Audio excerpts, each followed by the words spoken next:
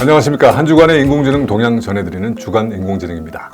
챗 GPT를 비롯한 인공지능 챗봇들이 폭탄 제조법과 같은 유해한 답변을 쏟아내게 만드는 치명적인 방법이 있다는 연구 결과가 나와서 주목됩니다. 미국 카네기 멜론 대학교 연구팀이 발견한 사실인데요. 지금으로서는 딱히 대책이 없어서 더 문제입니다.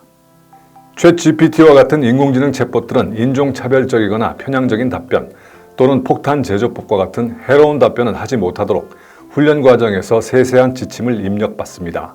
이런 지침을 가드레일, 즉 안전장치라고 말하는데요.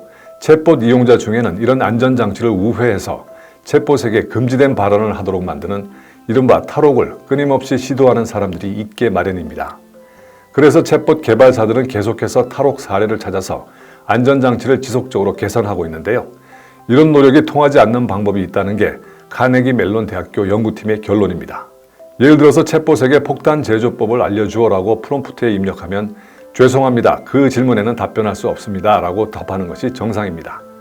그런데 폭탄 제조법을 알려주어라는 문장 뒤에 프로그래밍 코드와 비슷한 다른 문장을 전미사처럼 붙여서 물어봤더니 챗봇이 폭탄 제조법을 술술 써냈다고 합니다.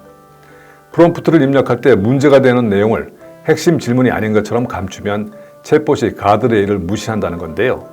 연구진은 이런 탈옥 수법이 챗 GPT뿐만 아니라 구글의 바드, 엔트로픽의 클로드, 그리고 다른 오픈소스로 공개된 챗봇들에게도 모두 통했다고 밝혔습니다.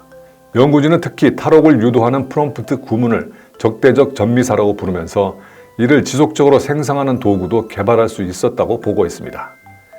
한번 생성된 적대적 전미사는 발견하면 챗봇이 가드레일을 적용할 수 있도록 대응할 수 있겠지만 문제는 다른 적대적 전미사를 끊임없이 만들어낼 수 있다는 데 있습니다. 오픈 AI나 구글, 엔트로픽 등 인공지능 챗봇을 개발한 기업들은 이 사실에 대해서 알고 있으며 대책을 마련하고 있다는 입장입니다. 하지만 카네기 멜론 대학 연구진은 당장은 특별한 대책이 없다고 우려했습니다. 전문가들은 이번 연구 결과에 대해서 게임 체인저라고 평가하면서 AI 업계 전체가 가드레일을 구축하는 방법을 다시 생각해야 할 것이라고 지적하고 있습니다. 또 기술적 대책이 마련되지 못하면 이런 탈옥을 시도하지 못하도록 정부 차원의 규제를 추진할 필요가 있다고 말하고 있습니다. 챗봇을 비롯한 생성 인공지능이 등장하면서 과거에는 알지 못했던 인공지능의 위험성이 새로 부각되는 추세인데요. 우선은 기술 대기업들이 책임 있는 해법을 마련하기 위해서 머리를 맞댈 필요가 있어 보입니다. 이어서 기술 동향 전해드립니다. 구글이 AI 챗봇 바드를 탑재한 모바일 운영체제 안드로이드 14를 이르면 이달 중에 출시할 것으로 알려졌습니다. 순다르 피차이 알파벳 CEO가 이런 계획을 언급했고 외신들이 시기를 이달 말이나 9월 초로 짚었습니다. 바드가 휴대전화에서 구체적으로 어떻게 적용될지에 대해서는 정보가 없는 상태입니다. 다만 인공지능 챗봇이 진정한 조수 역할을 통해서 사용자의 모바일 경험을 확장하고 휴대전화 기능의 핵심이 될 수 있을 것이라는 전망이 나옵니다. 구글이 쓰레기 버리기와 같은 개념을 이해하도록 인공지능으로 로봇을 훈련하는 로보틱스 트랜스포머 2를 발표했습니다. 로봇이 특정 작업을 수행하도록 프로그래밍하는 대신에 AI 모델로 작업에 대한 지식을 학습시킵니다. 예를 들어서 쓰레기를 주워라는 명령을 수행하기 위해서 인공지능이 인터넷이나 이미지 등을 학습해서 어떤 것이 쓰레기에 해당하는지를 이해하고 로봇이 실행하도록 하는 방식입니다. 엔비디아가 새로운 이미지 생성 AI 도구인 퍼퓨전을 공개했습니다. 이 도구는 불과 100KB 크기의 모델과 4분의 훈련 시간으로 원하는 이미지를 생성합니다.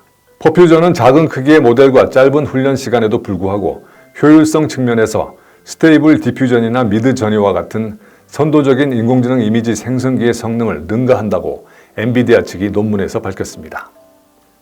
메타가 가상현실 헤드셋 없이도 접속할 수 있는 메타버스 게임 앱을 개발하고 있습니다. 지난도 테스트 버전으로 메타버스 호라이즌 월드에서 플레이할 수 있는 게임 슈퍼 럼블을 출시했습니다.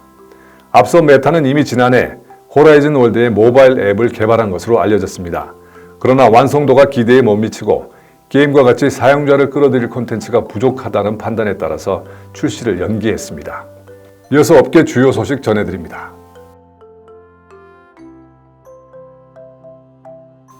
일론 머스크가 트위터의 브랜드명을 X로 바꾸고 에브리띵 앱으로 전환하겠다는 계획을 밝혔습니다. 기존의 메시징과 이미지 및 동영상 유통은 물론 전자상거래와 뱅킹까지 가능한 슈퍼 앱을 구축하겠다는 의도입니다. 슈퍼앱은 다양한 방법으로 사용자 기반을 확대하고 수익 창출에 최적화할 수 있다는 점에서 소셜미디어 앱 회사라면 꿈꿀 만한 아이디어지만 그만큼 현실화하기 어렵다는 지적이 나옵니다. 생성 AI 개발 붐으로 GPU, 즉 그래픽 처리 장치가 품귀 현상을 빚는 가운데 일부 회사가 게임용 GPU를 대안으로 사용하고 있어서 화제입니다.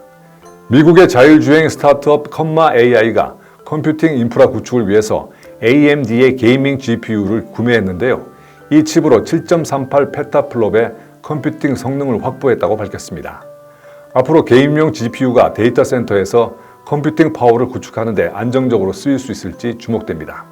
SK하이닉스와 삼성전자가 선두 경쟁 중인 HBM, 즉 고대역폭 메모리 시장에 미국 마이크론이 가세했습니다.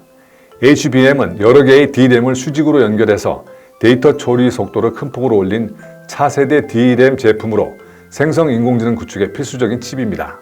마이크론은 그동안 HBM 분야에서 두각을 나타내지는 못해왔는데요. 최근 업계 최고 수준의 처리 속도를 내는 HBM3를 개발해서 경쟁에 뛰어들었습니다.